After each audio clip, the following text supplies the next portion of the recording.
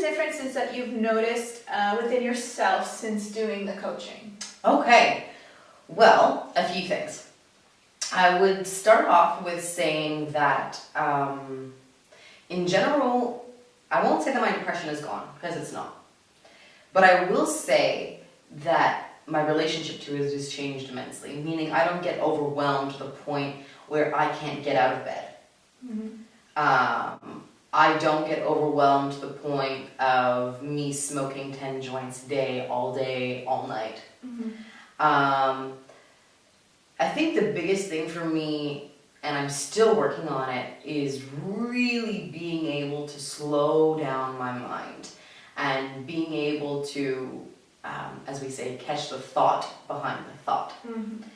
Realize when it is I'm actually thinking versus thinking through particular pictures or ideas. Or emotions. And this comes and goes. I'm not an expert, Mm-hmm. but I'm doing my best. I think another part of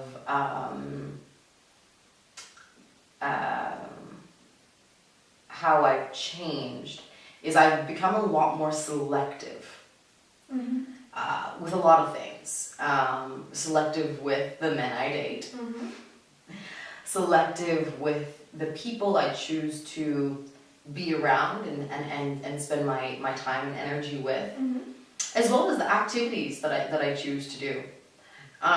Because I really ask myself when I'm about to do something, not every time, but for the most part, why is it that I actually want to do this? What is it that I'm doing this for? Mm-hmm.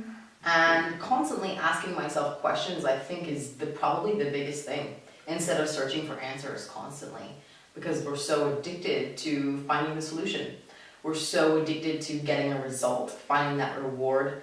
And I would say that now more than ever, I'm kind of okay being in the space of asking questions versus feeling like I need to know all the time, because you just don't know. You don't. I could be hit by a bus tomorrow. We have no idea. Yeah. We need to be okay with the unknown. A lot Yeah. of our beliefs and ideologies come from this fear of the unknown and having to make up stories of what we think it is, so to be able to appease our psychological security. Yeah. I also think a big thing that's changed for me is my obsession with sort of existentialism, of who is it that I'm going to be in this world. Because so much of that was driven by this idea, again, of self-importance. You have to do something important, Yeah. you know, so there's this kind of stress and pressure. Exactly. Time's going by, I'm this age and I still haven't Yep. reached this expectation that I have and others have of me, or some psychic told my parents, you know, when I was younger, whatever sort of thing. These. Or I don't have kids, or I'm not married, or I don't believe in marriage, by the way. But not for the romantic purposes anyways. But it's another idea. It's another idea, and so I'm far less caught up in that. That doesn't mean in any way that I am not driven or that I don't have things that I want to do, because I still do. But I don't have the attachment to it in the way that I did, where there was so much pressure on me to quote unquote be somebody. And I remember Diego once laughing at me because he said to me, "But Sophia, you are somebody." And I was like, "Oh yeah."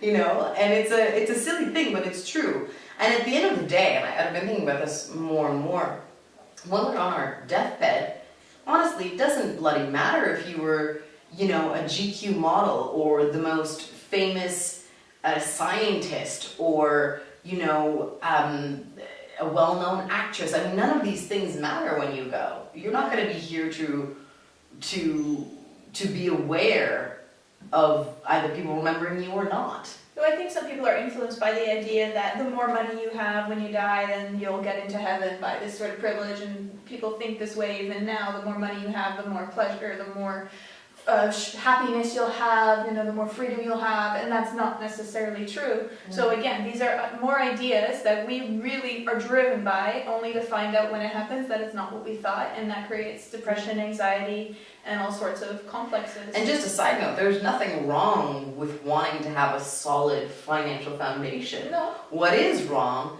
is having such an obsession and attachment to be being financially successful, because it will never be enough. That's You my know, concern about that. You meet, let's say, 100 grand a year, you're gonna want 300 grand a year, and then it's gonna be 500, and then it's gonna be $1 million, and it will never be enough. There will always be people that you will compare yourselves to, whether it's in money, whether it's in your idea of success in regards to, let's say you're an actor. Okay, you've made a break into a couple Hollywood movies. Is Right. that enough? Yeah. Have you won an Oscar? Yeah. Okay, what about the next nomination? What if you don't get an award? Yeah. You know, there's this constant pressure, this constant idea of